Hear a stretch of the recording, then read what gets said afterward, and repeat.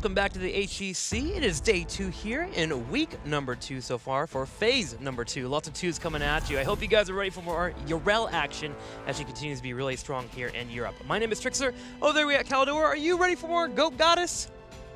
Are we calling her the Goat Goddess now? Did Lana convince you? We're figuring it out, man. I'm still on the Goat Girl train. Goat Girl, Goat Lady, Goat Goddess. She brings them all here, man. Greatest of all time. We'll figure it out. And she's been doing pretty well so far. We'll see if that trend continues. As we look at the standings, Team Liquid will be playing today, but they continue to reign supreme here with a 2-0 and may want to try and get that 3-0 here to step up over Dignitas as they continue to get their wins. Later on, we'll be looking at the bottom of the standings, though, as Granite Gaming and Zealots will be facing off.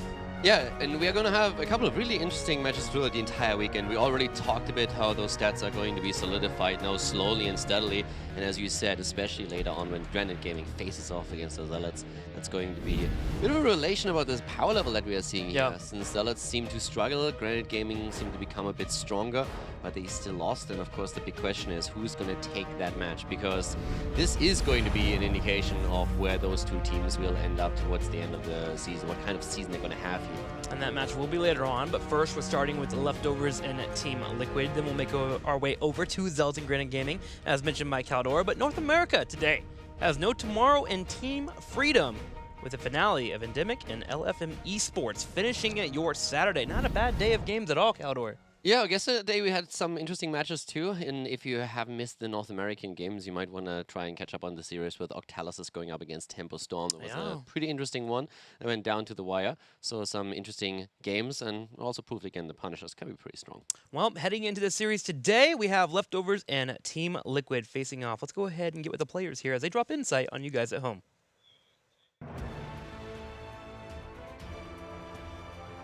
We haven't really scrimmed leftovers before this phase, but I think they could actually be potentially the 5th best team in HGC at the moment. So going into the series, we of course expect to win, but we really aren't going to underestimate this team. I expect big things from them this season, actually.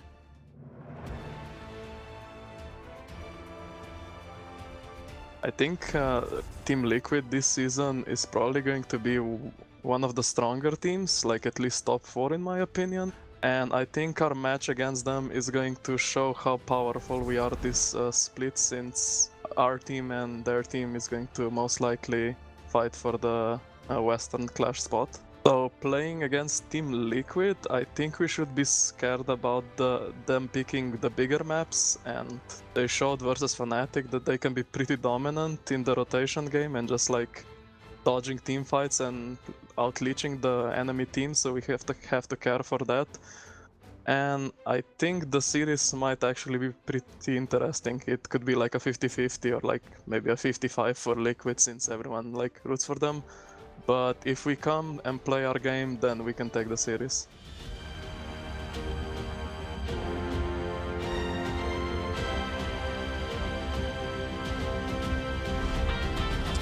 Last week, Team Liquid was able to get 2 big wins. Now, of course, they did go to Game 5, as we saw. But Team Liquid also pulled out the Vikings, and we also saw the Vikings the second time yesterday with Dignitas. Is there a chance that we could have the 3rd Vikings this weekend from Team Liquid? I mean, there's always a chance, especially when you're having Abathar on the other side. So Liquid heads into the series as the favorite, of course. But at the same time, personally, I want to see how they perform here today, since both of the series that they played felt close, especially the Fnatic series, of course. But even the first one that they played against the Monkeys, they won with a 3-1, but it felt like it could have been a lot closer than that. And with Liquid, there's always that little shadow of a doubt when I think about them. The Liquid curse. Yeah, it's just simply because they performed so well for so long, and then all of a sudden, when it comes down to the wire, when we're closing in on the offline events, they seem to fall short a bit. So they had problems in the past after performing really well to perform on a very stable and constant level. Consistency is just a bit of an issue with them. And I want to see today if against leftovers they can get a clean win, since we oftentimes talk about, hey, are they adapting a little bit to the opponent's level, and are they able to just bring the consistency that they really need to not only go to an offline event, but also perform well there. A lot of experienced players, and a lot of fans out there cheering for them. Yeah. But now they kind of have to prove it, because they had so many attempts, so many new rosters, new ideas, new identities, where they came in, they changed the shot caller, they went to Billy, they went to Eternal, and they have to finally deliver on that. And so far they've done it. but they just have to be consistent about it. Well, let's let the proving grounds continue as we start this best-of-5 series. Game number 1 has been chosen in terms of battlegrounds, as we'll be going to Volskaya Foundry. Leftovers will have the choice here, as Team Liquid will have first pick.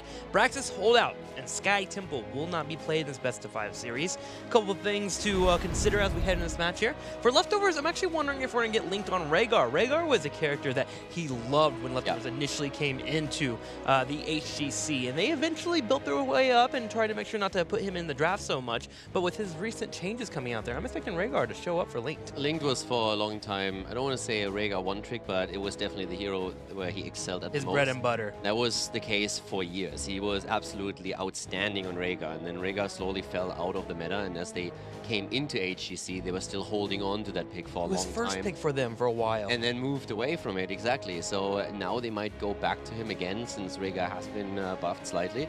But also when it comes to maps, not really a big surprise here. This is a trend that you're going to see through the regular season. We have teams that just simply ban out certain maps, and that's true for Team Liquid so far, and also for Leftovers. Leftovers have, every time that they played, banned out Sky Temple. Today is no exception. And for Team Liquid, we're seeing continuous bans on Braxis. Makes it a bit easier to scrim, makes it a bit easier to prepare for the rest of the maps if you have one consistent ban and limit the map pool that you're practicing on. Team Liquid opens up with a Genji ban. Genji, Tracer are highest bans as mentioned by Caldor Stats. You can check those out on Twitter. Been being pretty banned pretty often here in Europe. You might see the Abler slip in here and there based on macro games like Towers of Doom, Cursed Hollow, but Tracer wouldn't be a bad ban here for Leftovers. However, they may want to consider keeping her up if they're able to get her on that 1-2 pick. DAB is always willing to run Tracer. I don't think that you can leave Tracer here because Liquid knows, of course, how strong DAB is on Tracer, so this is probably a thought process for Leftovers here as well. I don't think that Team Liquid would gamble around that. If Tracer is not banned out by Leftovers, Team Liquid would pick it. Not only because she's fantastic, but also because they're trying to make sure that the AB doesn't get the hero. Now our traditional first picks. Lately, we've been seeing a lot of Urel, especially yesterday. Will Team Liquid consider her as one that you want to move into? Do we want to go into our supports? Decker, Kane, Malfurion have been really important as of late for our teams. Urel is definitely interesting now. Currently, we're seeing her with 8 wins and 2 losses. That includes the 2 games that were played last week. And yesterday was also a day where we suddenly saw Phoenix getting a bit slammed into the ground. I mentioned initially when we were heading into our second play day that Phoenix was sitting at 8 wins, 2 losses, and 80% win rate. And Phoenix hasn't won a single game yesterday. He was 0-5. It was actually pretty crazy. So now currently we have him at a 53% win ratio. We're still very, very early in the season in Phase 2 here. And therefore, of course, there's a very small sample size about stats, but still it gives you a little bit of a trend and an idea where those heroes are going to end up. Yeah. We're going to have more of a clue once that the games this weekend are over. But it's definitely interesting that Phoenix suffered this much. Phoenix may get a couple wins today. Leftovers did showcase him last week, and they paired him with Diablo in particular with a Lightning Breath for that Salvo combo. Yeah, and also we had, for example, Karazim played quite a bit against Phoenix, and just heroes in general that chase him down a bit more and put more pressure onto him, and that was a massive problem for the Phoenix players to keep him alive, so they really struggled doing that. Speaking of Phoenix, first pick in, Blaze to follow up here from Leftovers, looking for the protection and the poke. Decent control around the control points as well, but might need a little bit more in that front line in terms of tankiness. But this is also a really big deviation from yesterday, where we've seen Urel take over Blaze's spot, and that's something that Leftovers don't really mirror here. So Urel is, at this point, just high up in the meta. She's a fantastic solo laner. She's absolutely great when it comes to team fights, and that was mirrored in the priority that she received yesterday, sometimes even ending up in a first pick position. But Leftovers, at least for Volskaya, still value Blaze a little bit more, and don't think that he's irrelevant here. So moving into our second and third pick, do we move straight into our support and our hyper carry, or do we leave that for the later stages of the draft, especially with so many options being available? I mean, right now I would really think that Liquid would probably, if they value Urel highly, think about the offlaner. And they go for Vala Deckard. So again, Vala double support composition as we've already seen. It's just interesting that they let Urel go, because I think there's a good chance that Leftovers are gonna ban her out. But no, they are more worried about the Vikings. Vikings are really becoming a trend. The interesting thing is that the small change that we see in this setup now is that so far, Vikings have been picked as a counter to Abathur compositions. We are trying to use that, since a lot of teams are very annoyed by the impact that Abathur has on the meta and on the way that you can run on a map. Vikings have been picked up by Dignitas and Team Liquid as a bit of a counter to that. So in this case, there is currently no Avatar chosen, not even banned out yet, but the Vikings already picked banned out early on. And I'm wondering personally if that's a bit of an indication that Leftovers are even thinking about an Avatar pick, but I would very much think so that that's not the case considering that draft. Yeah. But it's interesting that the teams are now so worried about the potential Viking pick on Team Liquid's side again, as they were in the past, that Avatar, no Avatar, they're still going for the ban. It's still nice. That is definitely still a niche available here in Heroes of the Storm. Volskaya Foundry, Towers of Doom, and Cursed Hollow are now maps that you should consider the Vikings possibly being picked up here in competitive play, which I really enjoy seeing. So, looking into our fourth pick, gonna need our main tank and of course our side laner. Yrel is still up and available, but with Blaze and Diablo being on the opposing side though, you may want to consider someone that can be a little bit more helpful against high tank heroes. I mean, there's still Leoric, there's Malthael up as well. If you want to just bully out your lane, you could move into Sonya as long as you get a strong front tank, but Team Liquid thinking about it now. Yeah, Liquid at this point, I mean, for now we're having Liquid in a situation where they still need that sort of... I am absolutely still on board with Yrel. I think even with the Diablo Blaze front line, you should There go it for her. And there we have it, putting Johanna into the mix here as well. Okay, so for a second we were theorizing a lot about Vala builds in the past, and I mean there's still the hybrid multi-shot build that's the absolute go-to. But you asked me last time if there is any case of scenario where I would say is I even forgot what Creed of the Hunter. Creed of the Hunter, yeah. Creed of the Feet. Creed of the Poggers. Creed of the Grief. Where that talent becomes an option, and I'm not quite sure if it would ever become an option here, but in the past, Liquid is the only team that actually ran in HGC a Creed of the Hunter build, and that was when Nurok played hero. But Nurok, of course, shifted now to support. That's why I was hesitating for a second, because I don't believe that there's a world in which they go for that. But in the past, it's only them who pull it off once. Well, with Maiev getting picked up and Diablo being in there, Creed the Hunter definitely become a little bit more difficult to actually pull off. You put yourself at risk of being pulled in or even comboed by Diablo. So expecting not to see here, especially with Arcaner. We'll see how this pans out. But the double support Vala, the last couple days in Europe, seems to be back. Yeah, I wouldn't go that far yet. I mean, it's early sample size, but you can start to think along that line of thought. Yeah. She is just insanely squishy. That's her biggest problem, and that's what she is suffering the most, that her hit point pool is so low that she can get sniped really easily. That's why you need the double support when you're trying to run her. But we've seen Shrimpy dabble in Vala a little bit, trying to bring her back at the end of Phase 1, 2018. We've seen Dignitas play the hero now just yesterday, once in that Vikings composition, and now we're having Team Liquid trying their hands on her as well. So there are definitely ways where you can bring Vala back in, especially if you're looking for an auto-attacker composition, and Tracer has been banned out, and since Tracer is the most popular ban right now, most of the time you have to rely on a different auto-attacker. I mean, in terms of looking at drafts, though, you look over at Leftovers, and they can force fights well. They also have that Diablo combo into the Salva that we saw last week that they pulled off together. I actually really like their draft. I kind of lean towards them a little bit here going into Volskaya Foundry. I have to say that I really like the way that Leftovers have presented themselves so far. On a individual skill level, you would still give the edge to Team Liquid. And Liquid, while having macro problems on the first play, they really made sure that they improved on those issues against Fnatic, where they completely out-macroed Fnatic on a lot of maps. But right now, this is a different story, as we're heading into game number 1 of Volskaya Foundry. And to the left side, we have the Leftovers playing with a Linked on the support. Well, Fury and Blakidney on the other hand, currently on Maiev. Polyboss is playing Blaze. Mopsio, of course, in the main tank role on Diablo, and DAB is playing Phoenix. On the right side, was that a Banjo? Nurok on Deckard, Asuab's on Tassadar, Eternal on Yrel, Sport Billy on Johanna, and Arcaner on Vala. What played that sound? What was that? I don't know. What was this name of that show? The Billy Hill show, or whatever that is? The Benny Hill. Yeah. Benny Hill. Yeah, that's kind of the sound that I associate with that immediately. That one's more like a chasing scenario. That was more like a Gumba type of sound. Oh, hang on. Maiev goes out. Thinking about maybe going for the engage, but Team Liquid sets up pretty darn well. And they're just going to go straight for wave clear. Immediately heading straight to the top lane. Now, the important part with Liquid is that they really showcased against Fnatic how strong their macro game can be. And that was a bit of a relief for everyone that watched their earlier series against the Monkeys. because in that series they had a bit of a problem closing out games and making the right calls in the late game, especially when you think back on the core call on Cursed Hollow against the Monkey Menagerie. That's where it kind of showed that they might need a little bit more time to establish a more of a synergy as a team. But against Fnatic, there was nothing to be seen of that. They played extremely well. And this is another map where Liquid, especially in the past, was very strong in making good calls around objectives and also with a tendency to just dominate games with the first protector taken and then dominating the map through talent advantages. So this is definitely a map where I personally was a bit surprised that it was chosen by Leftovers, since Liquid is so strong here. But Leftovers have a lot of confidence heading into Phase 2 of 2018.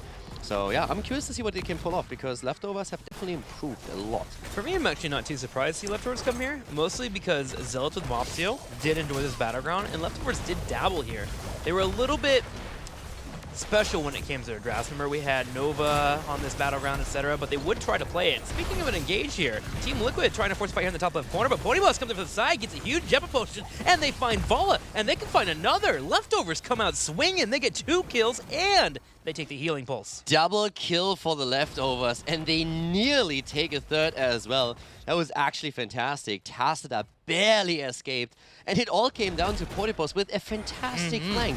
That jet propulsion from Blaze as he's sneaking in from the side was absolute money. He was perfect in that spot. They locked everyone down, and then the damage output just wrecked Liquid. That's not the start that Liquid was envisioning here. Half a level behind. 0-2 in kills, and Leftovers also with the item advantage now. Definitely hurting there as we head into the next control point. This means Leftovers can get a lead on the control point if they would like to, but if Team Liquid were to try to bully their way in, they can wait it out and move for level 7. This is a nice advantage here for Leftovers, and Team Liquid will try to go for that attempt at grabbing the control point first, as Sportbilly is already standing here, set up and ready to go. It's also showing a lot of faith in the auto attacker that Liquid goes for the extra life leech on level 4 with Tassadar. Now that has been a continuous talking point for us, since it's so heavily dependent on what kind of composition you run and also what kind of damage composition your opponent is using. But in this case, I actually find it very surprising that they are using it instead of going for the extra armor, since I really believe that it will be tricky for Vala to get a lot of value out of it and work these auto attacks in continuously. It is Arcaner. He is pretty strong mechanically and looking to get those auto attacks in. And that's what I meant, like the faith in your damage dealer. And Arcana is just one of the best, just hands down. So there's going to be a lot of responsibility resting on his shoulders. Arcaner actually just put out an interview with Team Liquid, I believe this morning, talking about how his goal is to become one of the best carries he has in EU or even in the world. Only really trying to build himself up to be as strong as Rich. Yeah, he told me in an interview that I did with him that he wants to be as strong as Rich, that he knows that this is still, he has a long way to go until he reaches that point, but that's his long-term goal here for sure, to just establish himself as one of the best in the world, not only within the region. And he definitely has the work ethic and also the talent to pull that off. But he has to put that work ethic to some good use here right now, because the first objective is being fought over, and Hazops is already low, needs to be very careful on his Tassadar that he doesn't get sniped, as the Leftovers are moving in and claiming that space at 99% already. And Liquid is in a lot of trouble here, especially since the Eternal gets pushed in again, nearly falling here, but it's actually Blaze who dies first, and Eternal on Urel is able to walk away. Tassadar shields, Decker Kane shields coming in, a Thurtle able to stay alive. Meanwhile, the entire time, Arcaner continuously working in auto attacks, dodging out on the Ev engage as well. Team Liquid able to find a kill, and they'll start to control the point. Now, the good news for Leftovers is they got 99%. There is a chance for them to regroup here. They have level 7, and they can try to force the issue afterwards. It was just crazy that Eternal got away there. I mean, yes, Urel is extremely powerful, tanky, and can also use that level 7 talent, the Divine Steed, to move away, the jump as well. But it was pretty crazy that she didn't fall there. Leftovers really wanted that kill. But as you said, with them focusing on Urel as they saw an opportunity to take her down, they left their eyes wander away from Vala, and that was something that they got punished for. Phoenix in trouble as DAB has to warp out, but they're going for Eternal at that front again. Mopsio has to be careful. More turrets in place for both of the teams. Eternal again, but the Vault of the Warden saves Blake Kidney as he jumps out, and Deckard Kane with a lockdown attempt here. Mopsio low, so is Urel, but Leftovers, they are not done yet.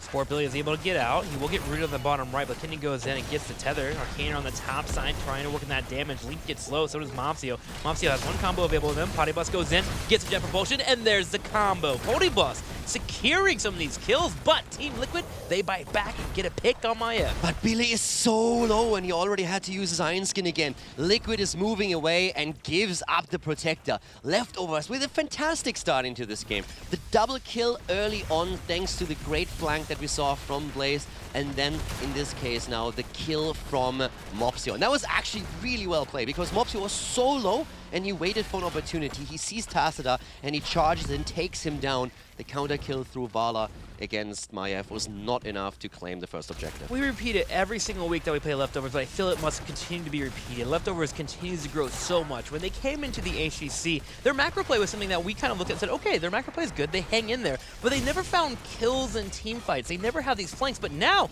they've gotten decent macro and they find picks, and it's getting them in spots where they can get wins. I actually have to disagree here. When they came in, they first of all, you are absolutely on point when it comes to their improvement. But when they came in, the biggest problem they had is that in the rotations in the early game, they lost too much experience. So they would lose out on individual waves in the game until level 10, and that would always put them on the back foot. And they really cleaned up their game throughout the first part of 2017. But right now, they're in a spot well, I think at this point it starts to become a bit of a meme that we talk about their improvement because they're definitely up there. Yeah. They are definitely a strong team at this point. And I'm a bit scared for the rest of the teams that are facing them. I mean, we heard earlier already Team Liquid talk about how they feel they are at least the number 5 team, at least top 5, if not better than that. And the way that they presented themselves against, let's say, the Zealots, for example, is just something where you can see that these guys are here to not only stay, they're here to win. And I feel there's a lot of teams where they can take maps in all this entire series. They're not letting up either. Coming in here, getting the support camp on the top, putting pressure on Tassadar, forging the dimensional shift. Team Liquid has to pull away. Good news for Team Liquid, however, is they do hit level 10. Archon comes on live, and so to stay a while in the sim, which will be helpful against Diablo and Maiev in particular when they go for that aggressive play. Ardent Defender also allows for Ethernal to keep doing what Ethernal has been doing, which is diving that back line and eating up a lot of damage. Yeah, Eternal does really well with that. He's just such a disruptive force to the game flow that Leftovers are trying to establish with Urel that it's tough for them to do that. And a lot comes down to also Maiev on the side of Leftovers. This is really where we're currently seeing Bleakidney trying to go for these plays the entire time. Sport really is also on a bit of a tightrope walk here in every single one of these fights, since despite the amount of shields that we're seeing here, Johanna is oftentimes put into a bit of an awkward spot where Sport Billy is just barely escaping, and he kept himself alive throughout the last fight. They lost the Protector then in the end, but there were a lot of opportunities where I thought, well, if someone gets on Sport Billy right now, he might fall, and once the tank is gone, with the setup that Liquid is running, you are in trouble because he can just openly walk towards Vala and put her under pressure. I mean, that's certainly his job in this competition. Just dance around and give time for Vala to work out that damage. You get better at level 16 if Manicore comes online and they try to shred that front line a little bit better. 13 will be here soon for Team Liquid, but Leftovers have already hit it as they prepare for the next control point. The next 4 in the top right corner also pretty low on health, and that well's been cleaned up too. So Leftovers again heading to that second point with a pretty clear advantage. And we talk about this every time that we are on Volskaya, but it's just very, very important. And if you don't watch every single game of HGC, then this is one of the lessons you can take away from it. With the first Protector, you're trying to make a rotation into the top lane. So you get a bit of damage in the middle, and then you rotate to the top. The objectives are actually set. The first one spawns middle, the second one top, the third one bot lane. So you want to prepare for the second objective already. The first Protector will put you in a position where you can get an advantage fighting over the second objective. So you're trying to use that snowball. And the most important play is that you take down your opponent's fountain at the top lane, so that when there's a long fight, they can't move back to the fountain and simply reset by topping off hit points and mana. In an ideal world, you take the fort as well, so that they have no retreat point where they can fall back and you can't chase them. But this is what Leftovers have done. So now they have that advantage. They don't rely on a talent lead, since Leftovers is currently on level 14, Liquid on 13. But they now have the position where they can rotate up and use that fountain on their own end to get a bit of a lead here. Team Liquid will step up and try to grab the control point. It's one way to kind of mitigate that well being killed off. If you grab the control point first and get a lead on the percentage, you can of course Hearthstone all the way back home and then reset up and re-engage later. Team Liquid already doing well here, but Tassadar needs to be careful. Dimensional Shift comes out as he has to watch out for the combo. Maiev goes forward and drops the Warden Cage. Sport Billy all by himself in the top right corner. Salvo will come out, but stay a while and listen. We'll stop Leftovers in the tracks. Not really a big fan of the combo that was just used by Leftovers. That didn't get as much value as they were hoping for. A bit premature what we saw there, I think. but they still push Liquid back. And again, Liquid doesn't have a fountain here, so they just have to wait for Norok to top everyone off with that Arcane before they can re-engage again. And the early use cooldown might not quite have gotten as much value as they wanted, but it gives them now a chance to maybe use the combo even a second time during the second objective. They're actually setting up for items too. They have one turret currently on them. They sent Yrel to the bottom right to grab the second turret. We'll try to come up here and fight right before 16 connects, and that'll allow Team Liquid to have a couple more items, or one item actually, over their opponent, and maybe allow for them to get that fight they're looking for. And now look at the cooldowns here on the heroic abilities. 17 seconds for Diablo, 25 for Phoenix. So they used it early. It didn't get quite as much done as you would normally like to do, but because they used it so early in the objective, they will have access to it a second time. Johanna trying to hold the point while Thurno goes for a flank. He gets in the back line and goes for a big knockback as well. Arcaner has to step up, but he's done with Diablo here on the front line. Bunker being used by Leftovers to stay alive. Big jet propulsion coming out. However, at the same time, Phoenix gets picked. Yeah, and they're going completely wrecked here. Malfurion goes down, Phoenix and Blaze are dead as well. Diablo with a late lightning breath. At least Johanna has fallen, but now only Blakitney on the move back. Leftovers definitely with a fight that they didn't need to take there. The heroics were not there. They had no lightning breath at the beginning, and the salvo was also not ready, and they still had the fountain up. That was a completely unnecessary fight from their perspective. That if they win it, is fantastic and wins them the objective and also, of course, the healing pulse. But the smarter play would have been to just let it go, tap off at the fountain if you need to, and rely on your combo a second time during the fight. Now, Johanna may have fell, but Scorpio did a really good job holding down that point for as long as he could. Got a massive condemn outside of the bunker as well, grouping everyone up for that multi-shot to come in from a Team Liquid. And speaking of level 16, hitting Manticore is now online. It's where Vala becomes a terrifying force against the front line. Diablo will have to play safe. Yeah, also not forget about this last fight.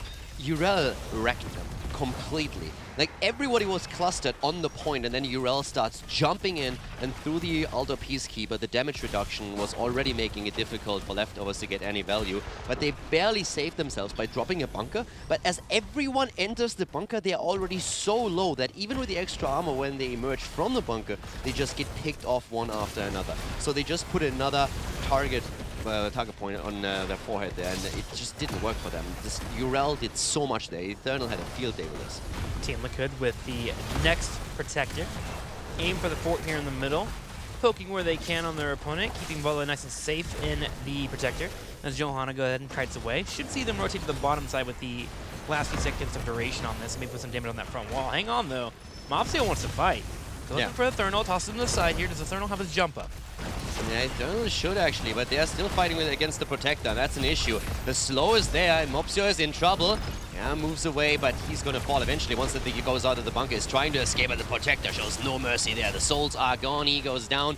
Mopsio over chasing for Yrel. He allowed that turnaround, and now we have Blaze dying to double kill against Leftovers as Team Liquid is claiming kill number 6 and 7. Team Liquid is just controlling Leftovers and the bunker well, every single time trying to clean it up as quickly as they can, but also make sure their opponent is unable to escape away, and that nets them a couple more kills. They move forward and grab the turret. They look at the bottom lane. They have a full level over their opponent, and this will be instrumental as we head towards that late game and move in for another control point. Team Liquid, if they can take more forts here, can play for 20. Yeah, and they're going to try to. Linked is already getting wrecked here. He's down. And currently Leftovers are falling apart. They're showing a severe lack of discipline at this point. They're just staggering deaths. They're engaging into another fight as Blaze is still missing. Lose now Diablo again and Blaze. That's kill number 8 and 9 for Team Liquid. And also the engage against Yrel in the mid lane where Mopsio initially fell was just, if that's not Yrel, if that's Vala, yes, go for it. You can blow her up. But you're talking about Yrel here. She is not going to fall easily. So as long as there's a bit of time for Team Liquid to rotate with a Protector back into the middle, you're not going to take that fight. So Leftovers, definitely too aggressive, not disciplined enough at this point. And the massive lead that they had at the beginning of the game is now completely negated. Liquid punished them for every single mistake, and now they are about to head into level 20. Liquid turned this game around completely. And Farflight Quiver comes online at level 20 for Vala, which means she'll be even safer against her opponent. Diablo will have a hard time diving her. This is looking pretty hard here for Leftovers to make a comeback. They will go ahead and start setting up their lanes and work towards that level 20. Control point should be up soon. They shouldn't be able to engage that on equal talent, so they might have to give that up and then defend against a Protector. The thing is, can they handle a Protector going straight in the bottom lane this late? They don't really have the best Protector clear between Maiev. I mean, Phoenix can get up, but his range is a little bit too short there, and the Protector can jump on at any point. The power spike for Team Liquid on 20 is going to be insane in team fights, since especially the Firefly Quiver is going to make it very easy for Vala to get Manticore value. So Yeah. she is going to attack from, like, she's going to get so much more value from every single auto attack, and that also gives her more synergy with Passidas level 4. We said earlier that it's a big question of how much pressure will be on Vala, how much can she work in those auto attacks, and especially with her level 20, that's not going to be a problem for her anymore at all. So that's going to synergize with her sustain that she gets granted from Passida and the damage through Manticore. And again, Liquid is not even waiting. With a level 20, they go in, they drop Maiev, they drop Blaze, and they are absolutely shracking leftovers right now. They can just end the game now. Another slow comes out. Mafio just eating damage. You see Arcaner shredding through him, but Arcaner will turn his attention towards the core. 35 seconds up before we even have Maiev and Blaze on the field. The core starts to lose its armor. It gets shredded down with Infinite Archon here. Team Liquid can win the game. With Manticore in particular, Vala is currently taking a massive dump on Mopsio's Diablo. There's just no way to keep Mopsio alive here. He goes down again, Phoenix falls as well. There's just no chance. Liquid is dominant here, goes in and drops the leftovers on Volskaya. Great victory here by Liquid, controlling the mid, controlling the late game, and never letting go once the leftovers gave them a chance. Yeah, Leftovers solid early game, but as you mentioned, Team Liquid definitely controlled the mid and late game. I just felt like Leftovers just got a little bit too hectic. They were trying to force fights, trying to get these kills, they just couldn't quite get. Urel being a main focus for them just didn't make much sense, and Team Liquid is able to punish that heavily. I feel like I understand that fight in that bottom left corner. You're trying to force a fight underneath the keep, but it's just, you didn't have your teammates right behind you. Maybe you just give that up and get 20 instead, because you already made the play for the fort in the top right. I get the fight at the keep. The Yeah. problem was not the fight at the keep. There were Fight two before that. issues. The first problem, or the first mistake, was the fight over the healing pulse. That was the first one, to commit that heavily onto the point and allowing Urel to go in and just completely destroy them there. And the second was when they moved out from the mid fort and tried to get the pick on Urel, even though the Protector was right next to them. That was really when it turned around. Because up to that point, even with the second Protector going over to Liquid, Liquid was half a level ahead, if so. That's absolutely manageable. 7 versus 17.5, you are in a pretty okay spot where you can still force fights on 16 talents and even around that. Sure. But then they lost 4 heroes in the middle, I think. And that was just way too much. And they can't allow for that. Even the fight at the top, they used the entire combo early so they can use it a second time during the Protector. And because they engaged into the fight around the healing pulse when Phoenix didn't have his ult ready yet, Diablo didn't have it ready at the start either. He just used it towards the end when the first 2 heroes have already fallen. It negated all the advantages that they played for before. Every single time, every single thing that they build up to have the edge, they just threw out the window there. 2 risk put you in a high risk, high reward situation basically in that late game, and they just could not pull it off. Team Liquid gets a win, and Team Liquid continues to be on a good track. And speaking of track, we have all of their matches they'll be having in the next couple of weeks, as Team Liquid already so far has a 2-0, looking to grab a 3-0 today. Next week, they'll be facing off against Zealots and Dignitas, as they'll have a double-header weekend. And then, of course, they end the season with Granite Gaming and Method. The match against Dignitas and against Method are, of course, the ones that we look forward to the most. And Liquid is really on the right track. I'm still not giving up on leftovers for this series, though. So Liquid is currently looking strong and a great initial victory on Volskaya. But leftovers have shown, at least in the early games, some great plays. And if they can just be a little bit more disciplined and calm and collected heading into fights around the mid and late game, then I think Liquid might still have to work pretty hard for a victory here. Because the early game looked good for leftovers, but Liquid after that, Liquid forced mistakes and then punished them hard, and they were just staggering deaths on leftover side the entire time, and that was exactly what they needed to do.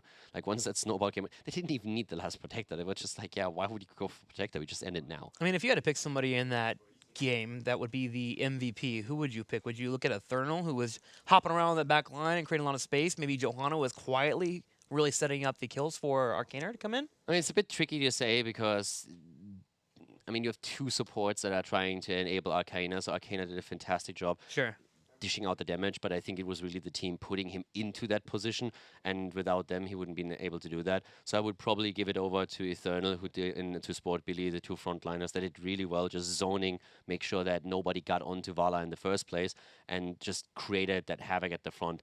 Especially Eternal was baiting a lot of actions against him, and always was able to just sustain himself through with the help of course, Tassadar throwing out these shields. Sure. I think you can't really highlight one specific person. I don't think there were a lot of plays where you say, like, okay, this was the one play that won the fight. It's just like team effort at this point, where they did a great job focusing all the attention away from Vala, allowing Arcana to do what he does best, just take people down here.